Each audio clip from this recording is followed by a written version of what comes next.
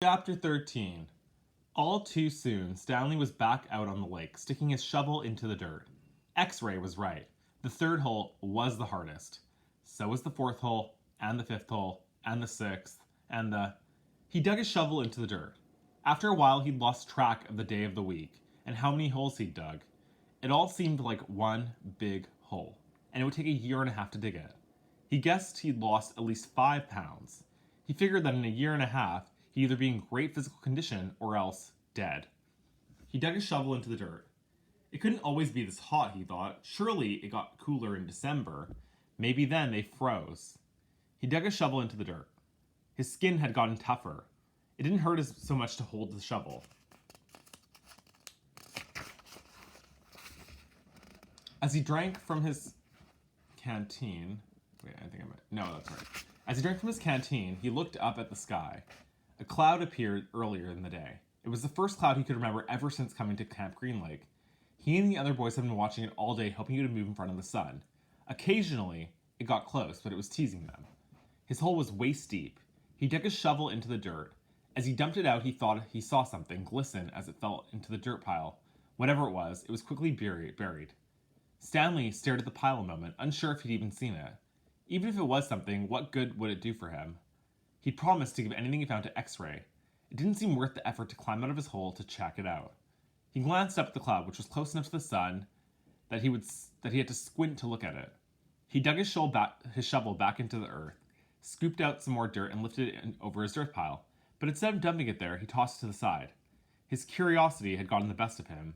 He climbed up out of his hole, sifted his fingers through the pile, felt something hard and metallic. He pulled it out. It was a gold tube, about as long and wide as the second finger on his right hand. The tube was open at one end and closed at the other. He used a few drops of this precious water to clean it. There seemed to be some kind of design on the flat, closed end. He poured a few more drops of water on it and then rubbed it on the inside of his pants pocket.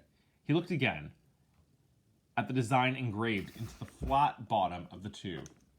He could see the outline of a heart with the letters KB etched inside it. He tried to figure out some way he wouldn't have to give it to X-Ray. He could just keep it, but that wouldn't do him any good. He wanted a day off. He looked at the large piles of dirt near where X-Ray was digging. X-Ray was probably almost finished for the day. Getting the rest of the day off would hardly do him any good. X-Ray would first have to show the tube to Mr. Sir or Mr. Verdansky, who would have to show it to the warden, but then X-Ray might be done anyway.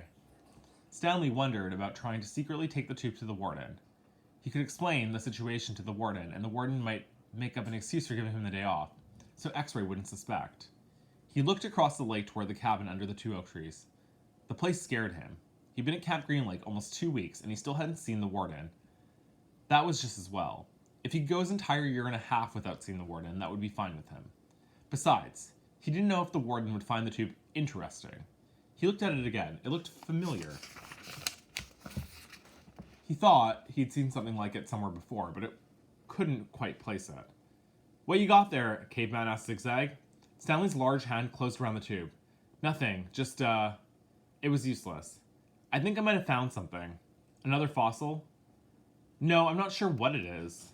"Let me see," said Zigzag. Instead of showing it to Zigzag, Stanley brought it to X-Ray. Zigzag followed. X-Ray looked at the tube, rubbed his dirty glasses on his shirt, and looked at the tube again. One by one, the boys dropped their shovels and came to look. "It looks like an old shotgun shell," said Squid. "Yeah, that's probably what it is," said Stanley. He decided not to mention the engraved design.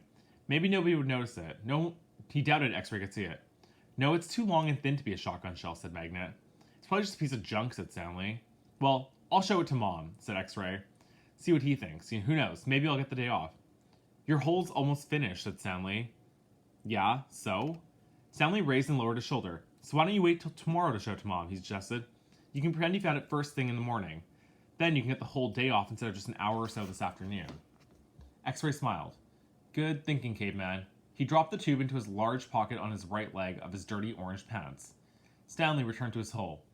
The water truck came. When the water truck came, Stanley started to take his place at the end of the line, but X-Ray told him to get behind Magnet, in front of Zero. Stanley moved up one place in line. That night, Stanley lay on the scratchy and smelly cot. He tried to figure out what he could have done differently, but there was nothing he could do. For once in his unlucky life, he was at the right place in the right time, and it still didn't help him. You got it? He asked X-Ray the next morning at breakfast. X-Ray looked at him with half-opened eyes behind his dirty glasses. I don't know what you're talking about. He grumbled. You know, said Stanley. No, I don't know, X-Ray snapped, so just leave me alone, okay? I don't want to talk to you. Stanley didn't say another word. Mr. Sir marched the boys out to the lake, chewing sunflower seeds along the way, spitting out the shells. He scraped the ground with his boot heel to mark where each boy was supposed to dig. Stanley stamped out on the back of the blade of his shovel, piercing hard and dry earth. He couldn't figure out why X-Ray had snapped at him. If he wasn't going to produce the tube, why did he make Stanley give it to him? Was he just going to keep it? The tube was gold in color, but Stanley didn't think it was real gold. The water truck came a little after sunrise. Stanley finished his last drop of water, stepped out of his hole at the time of the day. Stanley could see some distant hills or mountains on the other side of the lake. They were visible for only a short while and soon disappeared behind the haze of the heat and dirt. The truck stopped. The dust cloud drifted past it. X-Ray took his place in front of the line. Mr. Vernadsky filled his canteen. Thanks, Mom, said X-Ray. He didn't mention the tube. Mr. Vernadsky filled all the canteens and came back into the cab for the pickup. He still had to bring water to Group E. Stanley could see them digging about 200 yards away.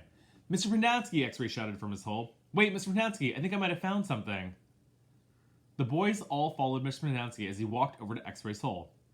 Stanley could see the gold tube sticking out of some dirt at the end of X-Ray's shovel. Mr. Vernadsky examined it and took a long look at its flat bottom. I think the warden is going to like this. Does X-Ray get the day off? Asked Squid. Just keep digging until someone says otherwise, Mr. Vernadsky said. Then he smiled. But if I were you, Rex, I wouldn't dig too hard. Stanley watched the cloud of dust move across the lake to the cabin beneath the trees. The boys in Group E were just going to have to wait. It didn't take long for the pickup to return. Mr. Vernadsky stepped out of the cab. A tall woman with red hair stepped out of the passenger side. She looked even taller than she was. Since Stanley was down in his hole, she wore a black cowboy hat and black cowboy boots, which were studded with turquoise stones. The sleeves on her shirt were rolled up and her arms were covered with freckles, as was her face. She walked right up to X-Ray. This is where you found it? Yes, ma'am. Your good work will be rewarded. She turned to Mr. Vernadsky. Drive X-Ray back to camp. Let him take a double shower, give him some clean clothes. But first, I want you to fill everyone's canteen. I just filled them a little while ago, said Mr. Vernadsky. The warden stared hard at him. Excuse me, she said. Her voice was soft. I had just filled them when Rex... Excuse me, said the warden again. Did I ask when you last filled them? No, but it's just... Excuse me? Mr. Vernadsky stopped talking. The warden wiggled her finger for him to come to her. It's hot, and it's only going to get hotter, she said. Now, these fine boys have been working hard. Don't you think it might be possible that they might have a drink since you last filled their canteens? Mr. Vernadsky said nothing. The warden turned to Stanley. Caveman, will you come here, please? Stanley was surprised that she knew his name. He had never seen her until she stepped out of the truck. He didn't even know the warden was a woman. He nervously went toward her. Mr. Vernadsky and I have been having a discussion. Have you taken a drink since Mr. Vernadsky last filled your canteen? Stanley didn't want to cause any trouble for Mr. Vernadsky. I still got plenty left, he said. Excuse me? He stopped. Yeah, I drank some. Thank you. May I see your canteen, please? Stanley handed it to her. Her fingernails were painted dark red. She gently took the canteen, letting the water swish inside the plastic container. Do you hear the empty spaces, she asked. Yes, said Mr. Vernadsky. Then fill it, she said. And the next time I tell you to do something, I expect you to do it without questioning my authority. If it's too much trouble for you to fill a canteen, I'll give you a shovel. You can dig a hole, and then Caveman can fill your canteen. She turned back to Stanley. I don't think that would be too much trouble for you, would it? No, said Stanley. So, what will it be, she asked Mr. Vernadsky. Do you want to fill the canteens, or do you want to dig? I'll fill the canteens, said Mr. Vernadsky. Thank you.